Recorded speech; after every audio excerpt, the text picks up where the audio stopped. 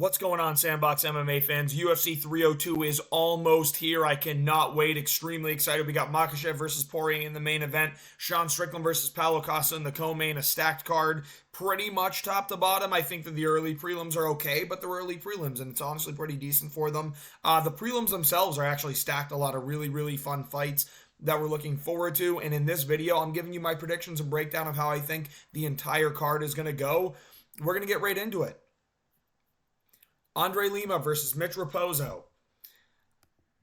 I'm going to go Andre Lima here, even though I do think Mitch Raposo is very talented. He's on a 4-fight win streak after losing his only fight to Jake Hadley on the Contender Series when Jake Hadley missed weight. My thing with Mitch Raposo is he's taking this on short notice. If this was a full fight camp, I honestly think I would go Mitch Raposo, but I think Andre Lima has been preparing for this fight. I think Andre Lima is also very talented. I think he's faster with the hands too. Mitch Raposo is a little bit slower, even though I do think he's good. I like his ability to switch stances, but Andre Lima can kind of do the same thing. I just think Andre Lima's a little bit more skilled. I can see Mitch Raposo trying to go for a lot of takedowns and then end up tiring out just due to not being able to train as long as he'd like for the fight. I'm going with Andre Lima to win a late round 2 TKO or submission. I'm probably going to go late round 2 submission via guillotine on a takedown attempt from Mitch Raposo that's just a little bit lazy. Aylin Perez versus Jocelyn Edwards. Don't give a shit about this fight. You got a shit break early in the card. But regardless, Jocelyn Edwards has pretty decent takedown defense, we think. But Aylin Perez is just better. She's on a hot streak right now. I think that she's someone that the UFC wants to push more to, and I just think she's overall the better fighter. I'm gonna go with Aylin Perez to win this fight by a boring 29-28 decision. Probably a split because Jocelyn Edwards gets a lot of decisions going her way that she doesn't really win. But I'm going Aylin Perez via split decision 29-28. Mickey Gall versus the Juice Man Basel Hafez, whatever we're calling him now.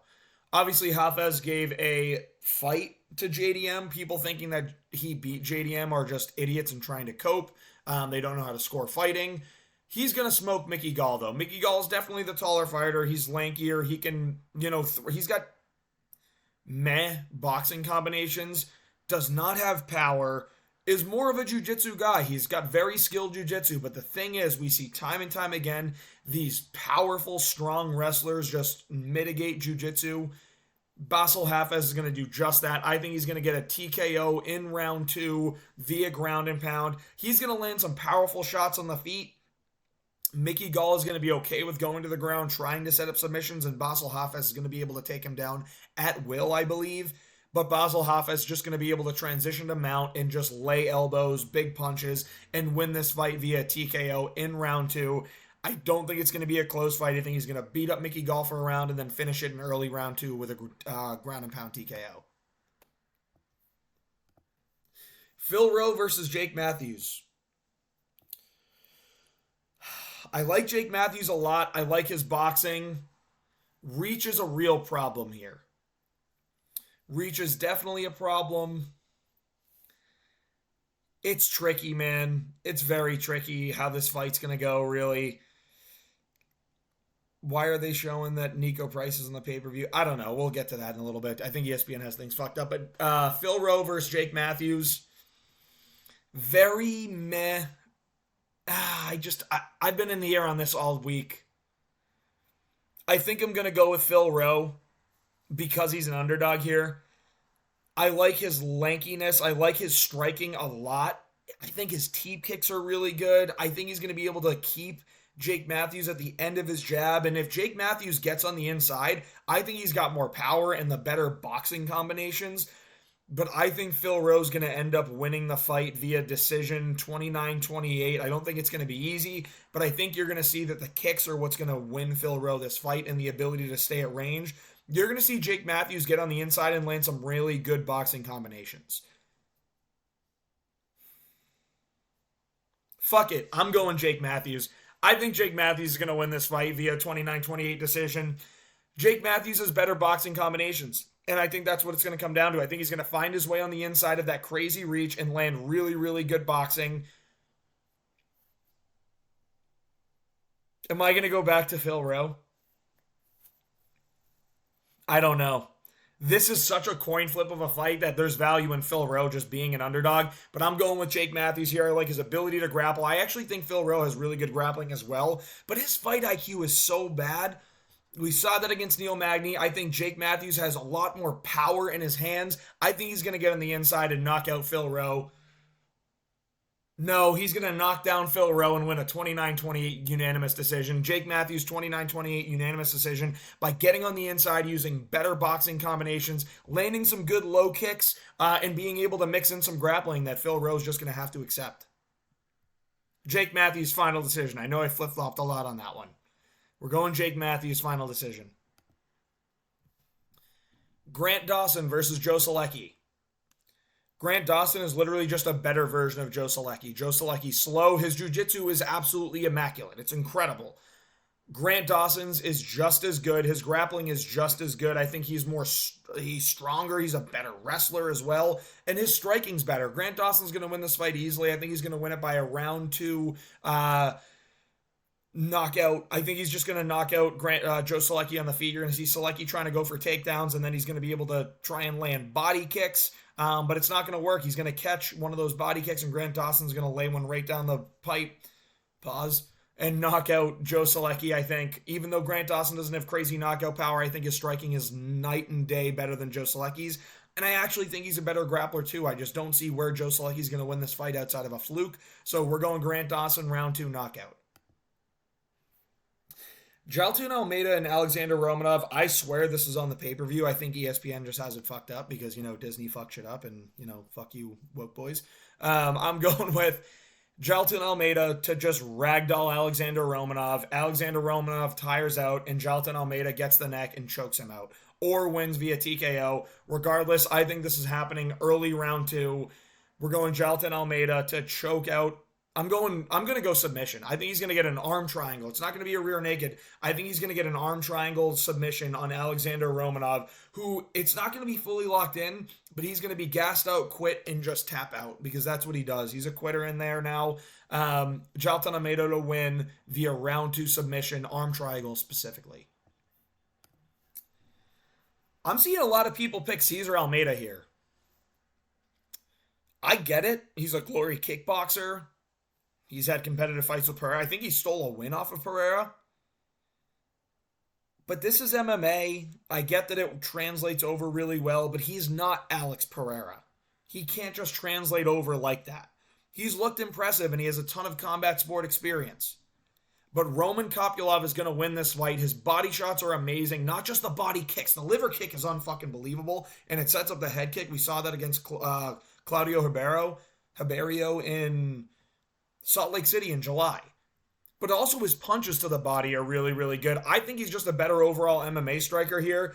I think he's going to get this one done. I think it's going to be trickier for Cesar Almeida to land on a southpaw guy being an orthodox fighter. So I'm going with Roman Kopylov to win here by a round. I'm going to have him win via decision. I don't know that he's going to knock out Cesar Almeida, but I think this is going to be a very fun striking fight, and I'm going Kopylov by decision. 30-27. I think he's going to win it pretty comfortably. And also, to mention, Roman Kopylov has been going. He's been training in Dagestan for a while. He's been working on his wrestling. I think he's going to be able to implement his wrestling and really tire out Cesar Almeida here. I'm going Kopylov to win a 30-27 unanimous decision. I think he's going to win this one pretty easily. Randy Brown versus Elizeu Zaleski dos Santos.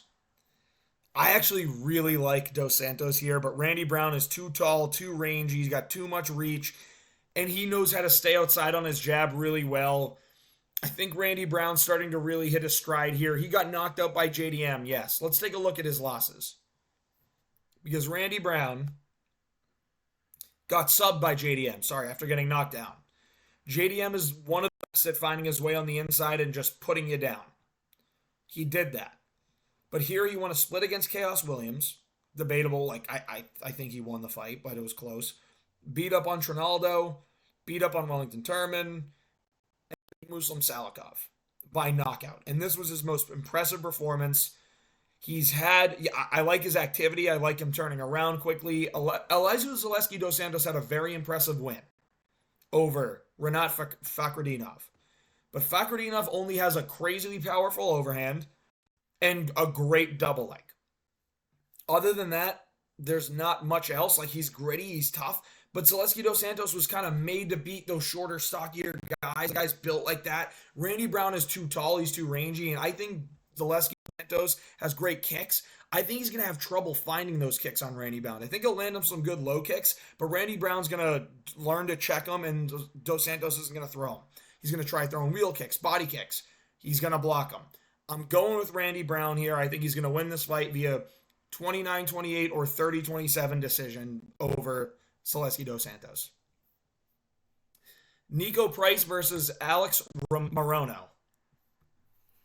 I'm going underdog Nico Price here. I think he's got better finishing ability. Now, granted, I think Alex Morono is a very good technical fighter. He knows when to use his jab. He knows when to slip. He knows he's great jiu-jitsu.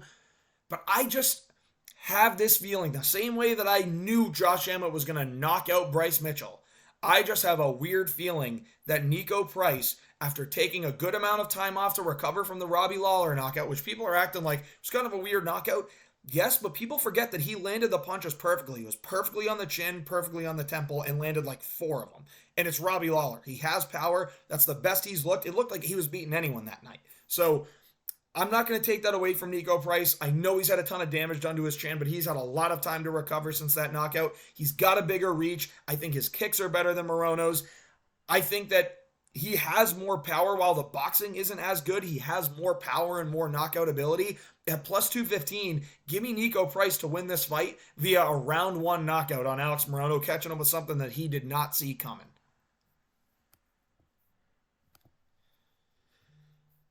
We're going another underdog here. I don't know why, but I feel like Michal Oleksiejczuk is going to win this fight.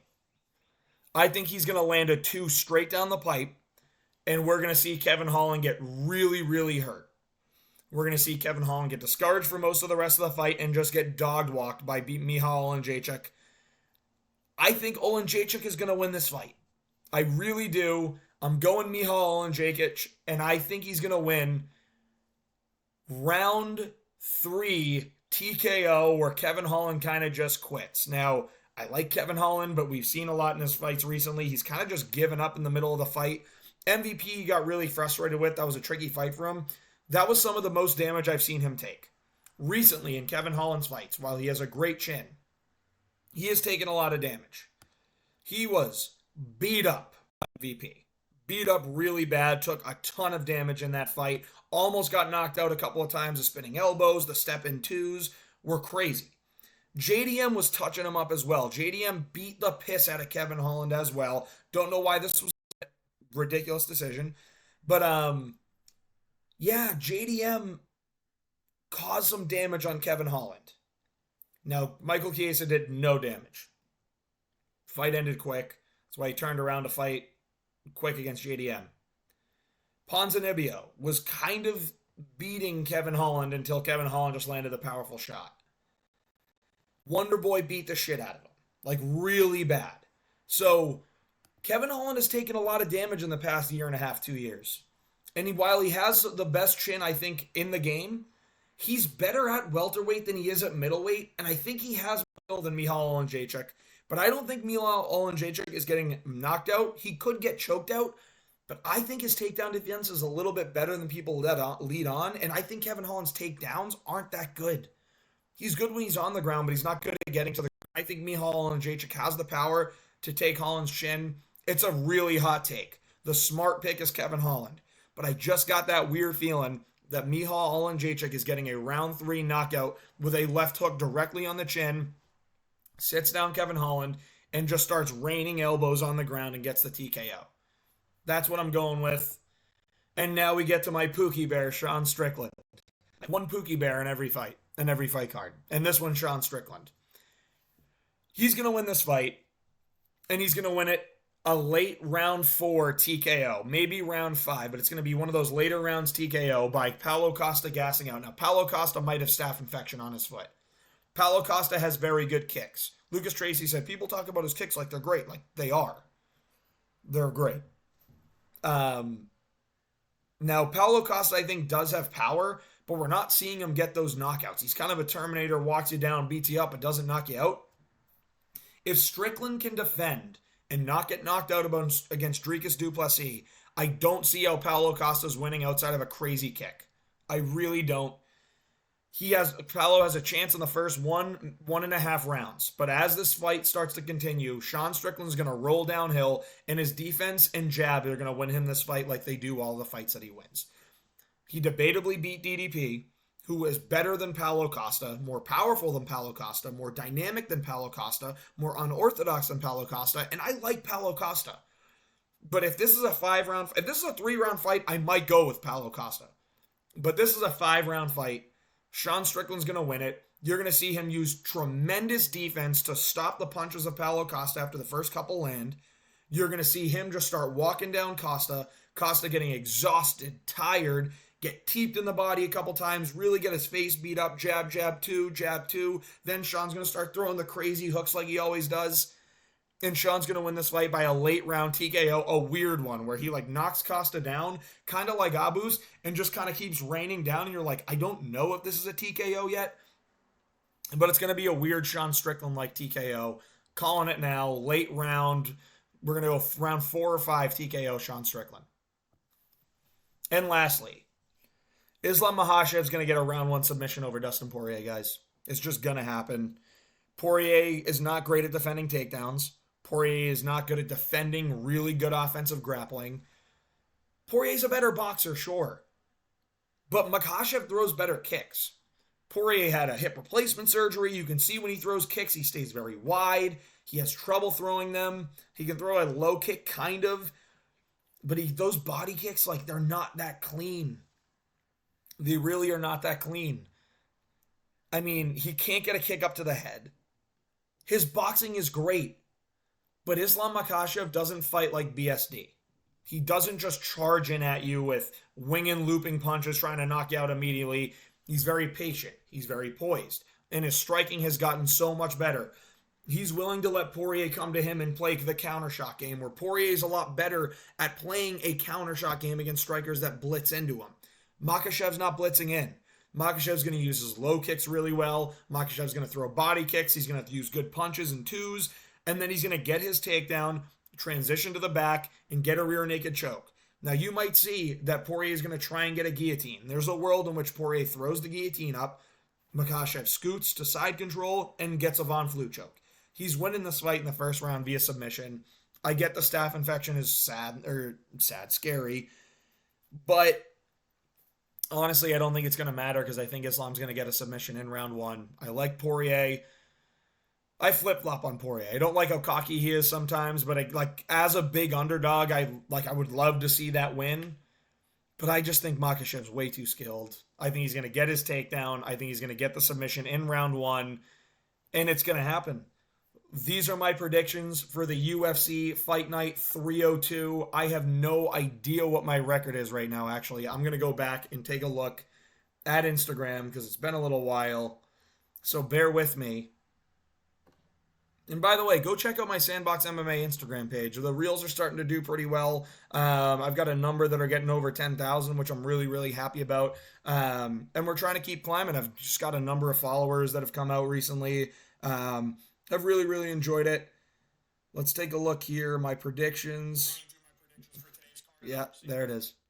Sorry, I'm not going to be too loud for you guys. So I was 128-71. Then I went 7-5 on the Barbosa card, which brings me to 135 and 83. 135 and 83 is my prediction rate right now. Make sure you tune in, like and subscribe to the video if you enjoyed it. UFC 302 is going to be a banger. Can't wait to watch it.